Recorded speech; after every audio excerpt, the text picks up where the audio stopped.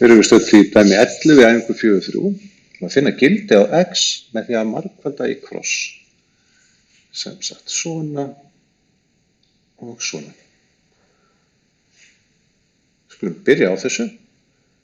Gerum þá 1 sinnum svigin x plus 1 jafnt og 1 sinnum svigin x mínus 1.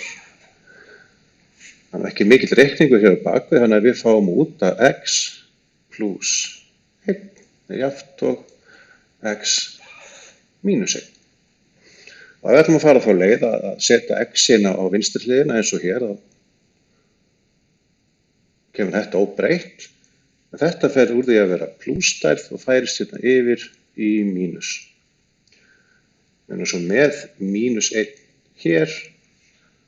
Og þessi plus 1 færist yfir og verður mínustala svona.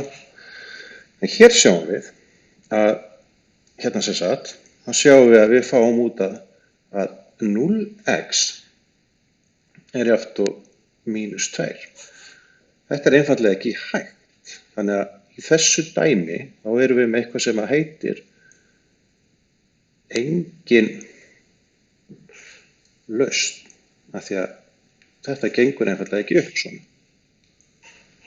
Loka svar.